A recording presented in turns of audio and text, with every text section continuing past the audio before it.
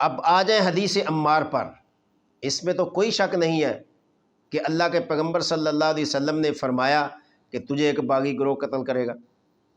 اب جب حضرت عمار بن یاسر رضی اللہ عنہ کی شہادت ہوئی ہے، اس قاتل کو انجینئر صاحب کہتے ہیں کہ میں نے بے نقاب کیا ہے اور آج تک کسی نے اس کو جو ہے وہ بیان نہیں کیا۔ تو ساتھ یہ بھی کہتا ہے کہ ہم ہیں جو دین کو کھول کر بیان کرتے ہیں، اور جناب علی جو چھپی ہوئی چیزیں تھیں وہ ہم نے ان کو آشکارا کیا ہے، اور جن کو مولوی لوگ بیان نہیں کرتے ہم نے ان کو بیان کیا۔ اس پر میں انجینئر کو مبارکباد دیتا ہوں، واقعی یہ تمہارا کمال ہے کہ تم بیان کرتے ہو۔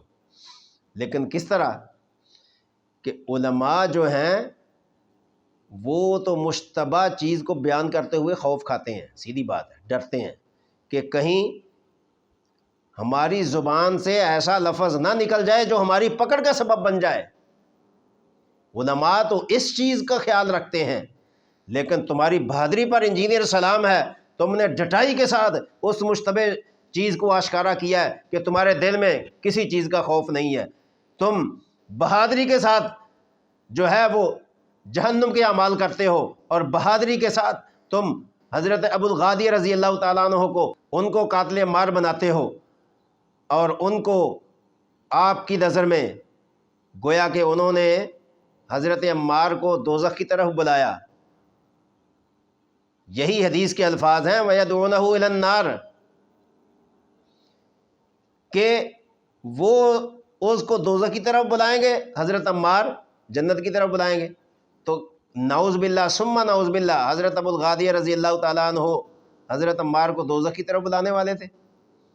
کیا حدیبیہ میں بیعت کرنے والا صحابی کسی کو دوزخ کی طرف بلا سکتا ہے؟ حدیبیہ میں بیعت کرنے والا صحابی کسی کو نار کی طرف بلا سکتا ہے؟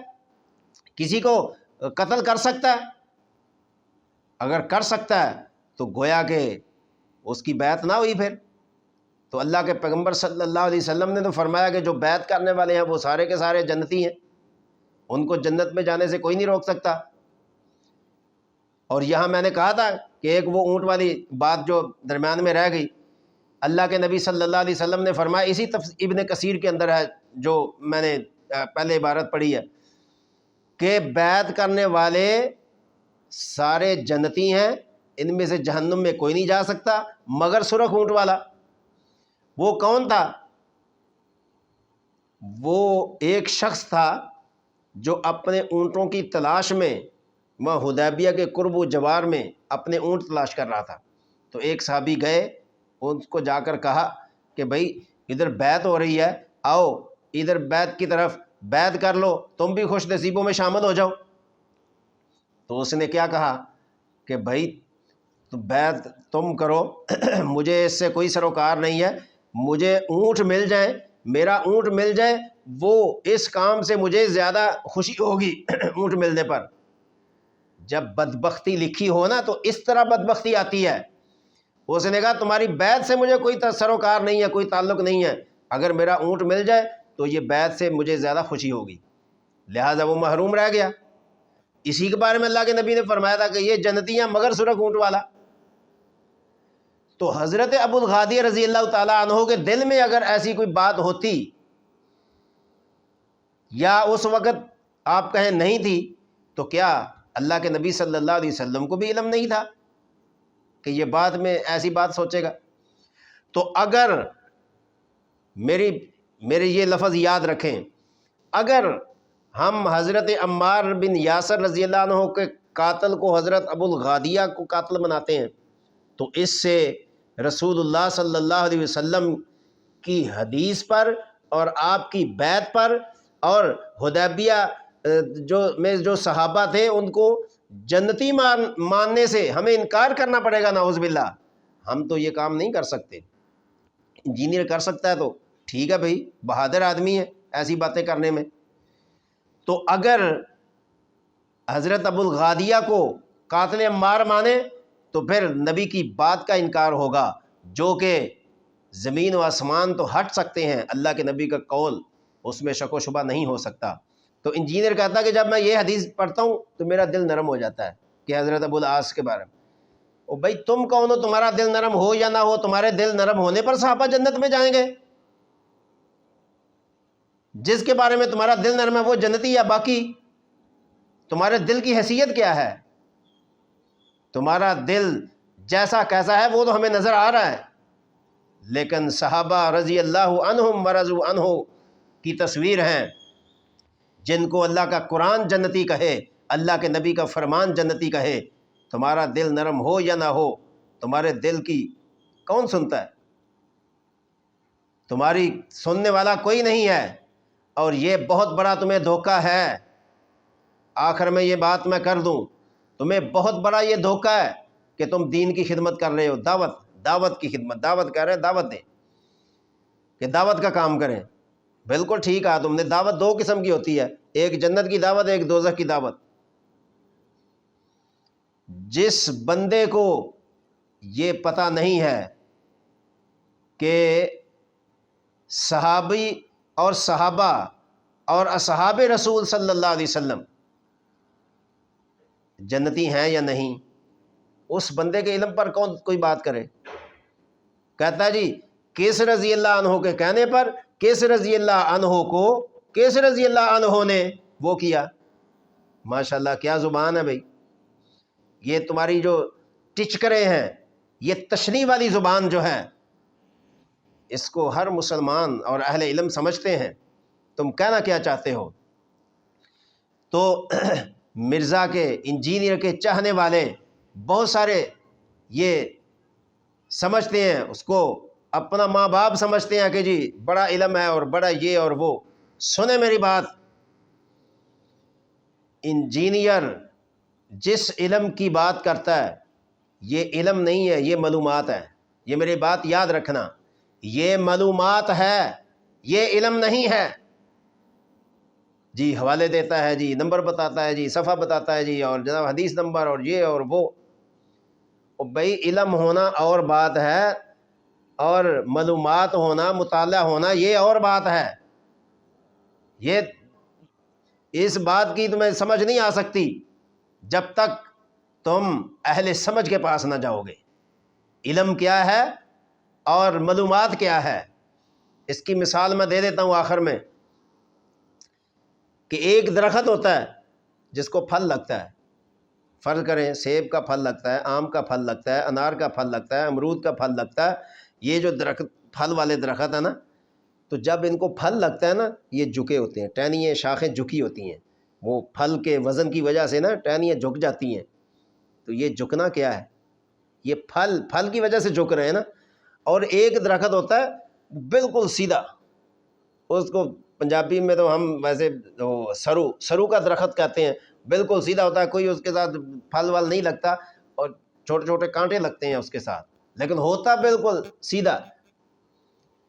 تو بزرگ کیا کہتے ہیں؟ جن بابوں کو اور جن بزرگوں کو انجینئر ماننے سے قاصر ہے، یہ اللہ کی طرف سے ہے کہ یہ بزرگوں کو نہیں مان سکتا، کیونکہ اللہ کا فیصلہ ہے کہ جب تک تم بزرگوں کو نہیں مانو گے اور بزرگوں کی نہیں مانو گے تب تک تمہارے دلوں میں دین نہیں آ سکتا۔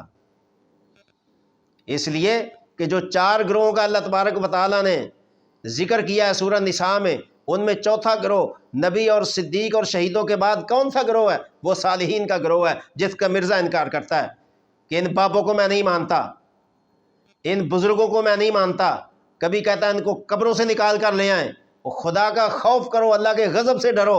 تم زندوں کا مقابلہ تو کر نہیں سکتے، زندوں کے سامنے تم بھاگتے ہو اور مردوں کو لانے کی کوشش کرتے ہو۔ عقل پر پردہ پڑ گیا ہے۔ تو میں عرض کر رہا تھا، وہ جو سرو کا درخت ہوتا ہے اس کو پھل نہیں لگتا، تو بزرگوں نے کیا مثال دی ہے کہ وہ اکڑا ہوا درخت ہے کہ جس کو پھل نہیں لگتا وہ کیا جھکے گا۔ اور ادھر جو پھلوں والے درخت ہیں ان کے ساتھ جب پھل لگتا ہے تو وہ جھک جاتے ہیں۔ تو یہ جھکنا جو ہے یہ ان کی عاجزی ہے۔ تو اسی مثال کو آپ لے لیں کہ جن بزرگوں کے دل میں علم ہوتا ہے اور علم پر عمل ہوتا ہے اور اس عمل کا ادب ہوتا ہے، تو وہ ہر بزرگ کو دیکھ لیں، وہ جھک کر عاجزی کے ساتھ، انکساری کے ساتھ، اللہ سے ڈرتے ہوئے، نبی کی محبت کے ساتھ، صحابہ کی صداقت کے ساتھ، اور اپنے اسلاف جو گزر چکے ہیں ان کی دل میں محبت لیے ہوئے وہ جھک کر چلتے ہیں۔ من تواضع للہ رفعہ اللہ، اللہ کے پیغمبر نے فیصلہ کر دیا ہے جو عاجزی کرتا ہے اللہ اس کو بلند کرتا ہے، ومن تکبر وضعہ اللہ، جو تکبر کرتا ہے اللہ اس کو نیچے سے نیچا کر دیتا ہے۔ تو وہ درخت تو جو جھکے ہوئے پھلوں والے درخت ہیں، تو یہ بزرگ ہیں، ان کے ساتھ علم کا درخت، یہ جو علم کا درخت ہے ان کے اندر، اس کے ساتھ عمل کا پھل لگا ہوا ہے، نماز کا پھل ہے، قرآن کا پھل ہے، عبادت کا پھل ہے، محبت کا پھل ہے، اور اللہ کی رضا کا پھل ہے، نبی کی محبت کا پھل ہے، صحابہ کے ساتھ الفت کا پھل۔ یہ پھل جو عمل کے لگے ہوئے ہیں اس کی وجہ سے وہ جھکے ہوئے ہیں۔